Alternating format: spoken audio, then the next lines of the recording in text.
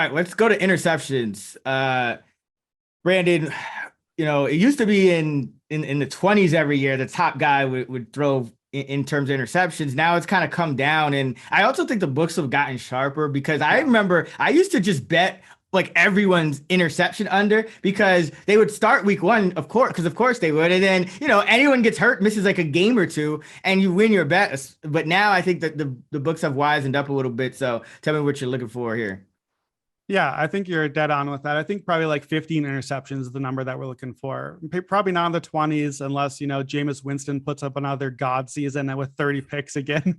Like that's going to beat everyone for sure. But yeah, the problem with this one and what makes this interesting, but I think fun is you need a guy who's bad enough to throw a lot of interceptions, but not going to get benched so that he can keep throwing interceptions. And that's the key.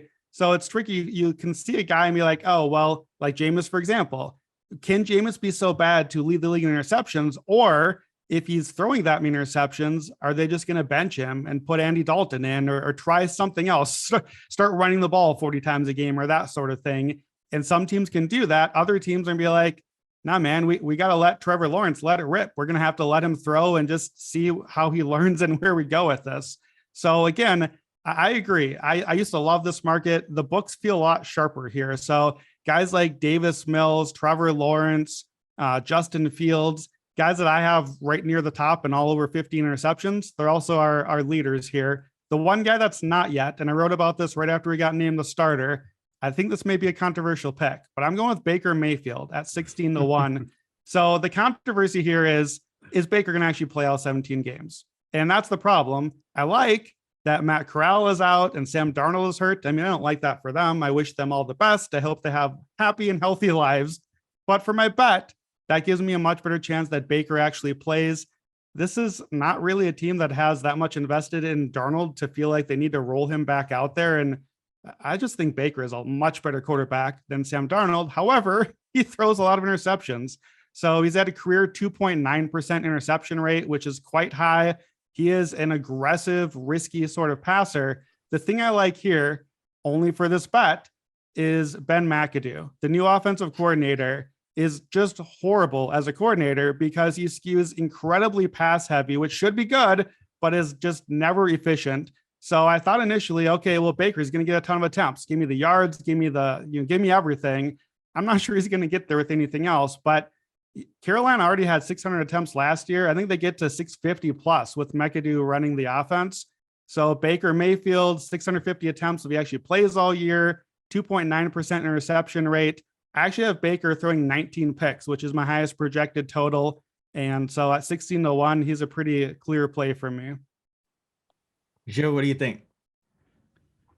I'm going with tried and true. I'm going to go with Matthew Stafford at 20-1.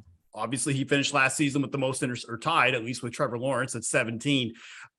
Eighth in total pass attempts last year with the second most yards per attempt. So I like the fact that he will sling it. And a workhorse, like rarely misses games, even with all the injuries that have been coming out of training camp. Like, he needed back surgery in 2019. We can forgive him for that, missing 8 games, but he's played every game since that. And one of the things, if you just look at his track record, even with the Lions and with the Rams, 10 or more interceptions in all but 2 seasons that he's played. And those seasons that he didn't reach 10, they were both injury seasons where he missed like over half the season. So, and already dealing with some injuries in training camp, with the elbow and some rib injuries. There's random ailments just always popping up, it seems like, with him every week. Another thing too, with Trevor Lawrence and him, one of the things that they had in common, one of the things that I look for is, what are the multi-pick games? Like, how many multi-interception games did you have over a course of a season? And both of them had 5 games with multiple interceptions.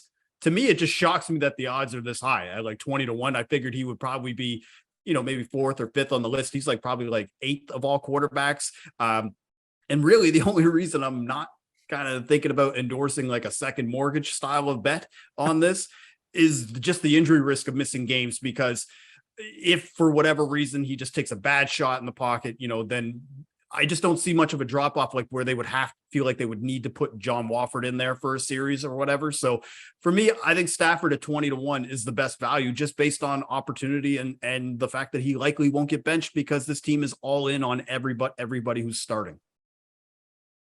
Yeah, that's really a key. It's not getting benched, and it's a quarterback like Stafford. He's not going to run either. So you're going to maximize like your time in the pocket and, throw the ball. Some of these other quarterbacks that like you think, like Zach Wilson, even Trevor Lawrence, like these guys can scramble a little bit more. So, that it's not conducive to leading the league. Even though Lawrence did it obviously last year.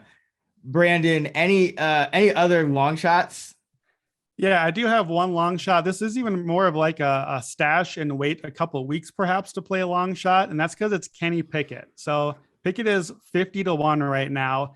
If I could bet on Pittsburgh quarterback, like remember the old video games where they didn't have licensing and they just had to call the quarterback Pittsburgh quarterback? Like if I could bet on like Pittsburgh Michael quarterback, Jordan in the yeah, NBA exactly. games. Yeah. Number 23, whoever this guy is, that's the best player in the game for the NBA game. We don't know, but it's probably Michael Jordan. If I could bet on Kenny Pickett as Pittsburgh quarterback, I would love this one. Matt Canada, not a fan, has been number 4 in attempts last year, number 1 in passing attempts the year before. We'll see what it looks like without Ben Roethlisberger, but they've been airing it out and throwing a ton of passes. If you play a rookie, do you pass less? I don't know. They have great receivers and they're going to probably want to keep airing it out. But if he does play, the offensive line is very bad. He's a rookie quarterback, was never a huge interception problem at Pittsburgh. He never even had 10 in a season, but this is the pros. So you get 650 attempts if you get there, and you just get a lot of chances for mistakes, interceptions. He's not going to have a lot of time to throw, and he's a guy that's a problem for him. He holds the ball a long time. So I project Pittsburgh quarterback as 18 interceptions, which is only one off of my lead. If you get Pickett at 50-1, and then he maybe gets in by like week 3 or something like that, it wouldn't be that hard to say, okay, Trubisky stinks out of the gate, throw some interceptions, whatever. Then I think Pickett, if he gets in there soon enough, would be in play here. What do you think? Am I just way out of bounds on that one? I like the thought process. I mean, I think there's a lot of different ways you can attack some of these rookie quarterback markets, in terms of guys who aren't necessarily going to be the starter on day one. There's long odds for pretty much anything. I mean, all of these markets. So I do like it. I think Pittsburgh is a little more run heavy this year, but I think if Pickett particularly starts, I think they do go more pass heavy because I think that would indicate that they're comfortable enough with him, and because like if you're using Mitch Trubisky as your quarterback, like you're starting Trubisky, you're gonna have to dial it back a little. Like we know that. But if you're starting Pickett, now it's just like, okay, like it could be like Justin Herbert versus Tyrod Taylor. It was like when they had Tyrod Taylor, they weren't gonna throw that much, but once they got Herbert, it was like, okay, now we trust this guy, so we're just gonna let it rip. So I like the thought process actually. You got anyone you like for interceptions? I just go back to Stafford because I think, you look at his turnover worthy play rate last year and it was near the top of the league at 3.7%. And, interceptions are going to be high variant. So I think, again, getting a guy like Jill said, who is kind of underpriced due to the market, even though he led the market. And when you look at some of the underlying numbers, he had a reason to. I like it. I think, an interesting one more is Josh Allen, because he actually had 45 more attempts than Stafford and a similar turnover play rate at 3.4%. And like, Josh Allen is just, and that Bills offense is just so sexy that like, we didn't even realize that he averaged 6.8 yards per attempt last year and threw 15 picks. So like, the offense can look good and like, I love me some Gabe Davis, but the numbers could still be kind of shaky at the end of the day, some of the efficiency metrics. So I think Josh Allen's like a dark horse because for him to be able to throw, 646 passes and he still scrambles, it just showed you how many pass attempts that were there. He dropped back 724 times in these 17 games. So I think he's interesting at 20-1 as well. Yeah, I had Allen as actually my second pick after Baker Mayfield. And then I just deleted off our Google Doc right before we started here. But yeah, I think you want to be careful to just be like, oh, well, it can't be Josh Allen. He's too good. Last year, Patrick Mahomes was in play for this one all the way up until the end. Like more and more Stafford, Allen, Mahomes, coaches are trusting these guys, but like, go ahead, like make the aggressive throw. You're good enough that we're going to overcome it. I don't mind if we make a mistake here and there, which is a change from what we've seen. Don't play Aaron Rodgers. Don't play Russell Wilson. They don't play that way. but some of these huge arm aggressive guys, you could take a chance at them here. So I like the Allen thought.